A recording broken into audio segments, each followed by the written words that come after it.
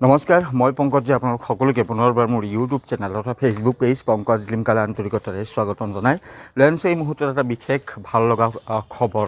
আৰু এই খবৰটিৰ সবিশেষ তথ্য জানিবলৈ চাই থাকক সম্পূৰ্ণ ভিডিঅ'টো।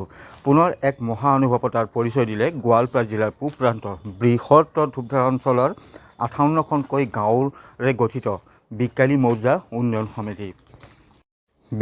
বিকালী অঞ্চলৰ অৰ্থনৈতিক, সামাজিক, শৈক্ষিক যি উত্তৰণ, সেই উত্তৰণৰ বাবে বিশেষভাৱে অৰিহণা যোগাই অহা এই বিকালী মৌজা উন্নয়ন সমিতিয়ে উজনিৰ 4খনকৈ জিলাৰ বানপীড়িত লোকসকলৰ সহায় হোৱাকৈ, কিঞ্চিত হ'লেও সহায় হোৱাকৈ তেওঁলোকে আৰ্থিকভাৱে আজি সহায় আগবঢ়োৱাটো পৰিলক্ষিত হ'ল। আৰু মুখ্যমন্ত্ৰীৰ যি ৰিলিফ ফাণ্ড, মুখ্যমন্ত্ৰীৰ সাহায্যৰ যি নিধি, সেই ৰিলিফ ফাণ্ডলৈ বিকালী মৌজা উন্নয়ন সমিতিৰ তৰফৰ পৰা নগদ 1 লাখ টকা প্ৰদান কৰা হয়। স্ক্ৰীণত আপোনালোকে দেখি আছে এই দৃশ্যাংশ। আৰু তেওঁলোকে চেক যোগে বেংকৰ জৰিয়তে তেওঁলোকে এই যি 1 লাখ টকা, সেই 1 লাখ টকা মুখ্যমন্ত্ৰীৰ সাহায্য পুঁজিৰ যি বেংক একাউণ্ট, সেই বেংক একাউণ্টত প্ৰেৰণ কৰে চেকৰ জৰিয়তে। আৰু চেণ্ট্ৰেল বেংকৰ যিগৰাকী মেনেজাৰ, সেই মেনেজাৰৰ হাতত অৰ্পণ কৰি তেওঁলোকে উজনিৰ 4খনকৈ জিলাৰ বানপীড়িত লোকৰ সহায় হোৱাকৈ এই 1 লাখ টকা যি চেক, সেই চেক প্ৰদান কৰে। স্ক্ৰীণত আপোনালোকে দৃশ্যাংশসমূহ দেখি আছে। আৰু এনেদৰে আচলতে বিকালী মৌজা উন্নয়ন সমিতিয়ে সমগ্ৰ যি বিকালী অঞ্চল, সেই বিকালী অঞ্চলৰ অৰ্থনৈতিক, সামাজিক, শৈক্ষিক যি উত্তৰণ, সেই উত্তৰণৰ কাৰণে তেওঁলোকে বিভিন্ন সময়ত বিভিন্ন কাৰ্যপন্থা অৱলম্বন কৰি আহিছে বা তেওঁলোকে বিভিন্ন গুৰুত্বপূৰ্ণ কাৰ্যসূচী গ্ৰহণ কৰি সেই অভাৱ অভিযোগসমূহ পূৰণৰ বাবে চেষ্টা কৰি আহিছে। আৰু এইবাৰ এইদৰে বিকালী মৌজা উন্নয়ন সমিতিৰ তৰফৰ পৰা চেণ্ট্ৰেল বেংকৰ জৰিয়তে, ধূপধাৰা শাখাৰ চেণ্ট্ৰেল বেংকৰ জৰিয়তে মুখ্যমন্ত্ৰীৰ সাহায্য পুঁজিলৈ নগদ 1 লাখ টকাৰ যি অনুদান, সেই সাহায্য যি পুঁজি, সেই পুঁজি তেওঁলোকে প্ৰেৰণ কৰিছে।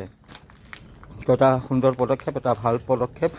মন্তব্য আছে, সেই মন্তব্য শুনাইছোঁ আপোনালোকক। যোৱা 19 জুলাইত অসমৰ যিটো বানৰ বিভীষিকাই শিৱসাগৰ, চৰাইদেউ, গোলাঘাট আৰু যোৰহাটত যিটো বানৰ লীলাতাণ্ডৱ চলালে, তাত বহুতো মানুহৰ মৃত্যু হ'ল। আৰু সেই হেৰিত যিটো ক্ষতিগ্ৰস্ত হৈছে, তাত আমি আচলতে বিকালী মৌজা উন্নয়ন সমিতিয়ে মৰ্মান্তিক দুখ পাইছোঁ। আৰু সেই অনুপাতে আমাৰ বিকালী মৌজা উন্নয়ন সমিতিখন হৈছে 58খন গাঁৱৰে এখন বৃহত্তৰ কমিটি। আৰু এই কমিটিখনত এজন দুজনে যিকোনো কাম কৰিবলগীয়া হ'লে কৰিব নোৱাৰে। তাৰ এখন কাৰ্যকৰী কমিটি আছে, আৰু সেই কাৰ্যকৰী কমিটিত আলোচনা সিদ্ধান্ত কৰাৰ পিছতহে আমি দিব পৰা যায়। আমি যদিও মৰ্মান্তিক দুখিত হৈ আছোঁ, তথাপিতো আমি আমাৰ কাৰ্যকৰী কমিটিৰ তাৰিখ কেতিয়া আহিব এই সম্পৰ্কত আমি চিন্তা চৰ্চা কৰি আছোঁ। ভাগ্যক্ৰমে 2 আগষ্টত আমাৰ কাৰ্যকৰী কমিটি অনুষ্ঠিত হয়। আৰু কাৰ্যকৰী কমিটিত আমি বিতংভাৱে আমি আলোচনা কৰিলোঁ যে আমি দিব গ'লে কি অসুবিধা হ'ব, আৰু আমি এনে মুখ্যমন্ত্ৰীৰ সাহায্য পুঁজিত পঠালে কি অসুবিধা হ'ব, এনেধৰণৰ বিতংভাৱে আলোচনা হ'ল। আলোচনা হোৱাৰ পিছত আমি বিকালী মৌজা উন্নয়ন সমিতিৰ তৰফৰ পৰা মুখ্যমন্ত্ৰীৰ সাহায্য পুঁজিলৈ 1 লাখ টকা অনুদান আগবঢ়াই, যাতে আমি কিছু এটা তেওঁলোকক সকাহ দিব পাৰোঁ, চৰকাৰখনক বা কিছু এটা সকাহ দিব পাৰোঁ, তাৰ কাৰণে এই সিদ্ধান্তটো লোৱা হৈছে বিকালী মৌজা উন্নয়ন সমিতিৰ তৰফৰ। কিমান টকা আৰু কেনেকৈ এই টকাখিনি প্ৰদান কৰিব? 1 লাখ টকা দিয়াৰ কাৰণে চিন্তা চৰ্চা কৰিছোঁ। আৰু 1 লাখ টকা দিয়াৰ কাৰণে আমি যিটো মুখ্যমন্ত্ৰীৰ পুঁজিলৈ দিম, তেওঁৰ যিটো আমি হেৰিখন পাইছোঁ, সেইকাৰণে আমি তেখেতৰ পুঁজিৰ একাউণ্টত আমি NEFT কৰি পঠাই দিয়াৰ ব্যৱস্থা এটা কৰিছোঁ। মুখ্যমন্ত্ৰীৰ ৰিলিফ ফাণ্ডৰ যিটো একাউণ্ট, হয়, মুখ্যমন্ত্ৰীৰ যিটো ৰিলিফ ফাণ্ডৰ একাউণ্ট আছে, সেই একাউণ্টত আমি NEFT কৰি পইচাটো পঠাই দিওঁ চেণ্ট্ৰেল বেংকৰ যোগেদি। হয়, ধন্যবাদ। যোৱা 19 জুলাই তাৰিখে আকস্মিকভাৱে আমাৰ অসমৰ 4খন জিলাত, বিশেষকৈ চৰাইদেউ, শিৱসাগৰ, যোৰহাট আৰু গোলাঘাটত যিটো পানীয়ে বিভীষিকাময় পৰিস্থিতি কৰিছে, যাৰ কাৰণে বহুত মানুহ, ধন জনকে আৰম্ভ কৰি মানুহ মৃত্যু পৰ্যন্ত হ'ল। সেই সন্দৰ্ভত আমাৰ বিকালী মৌজা উন্নয়ন সমিতিয়ে যোৱা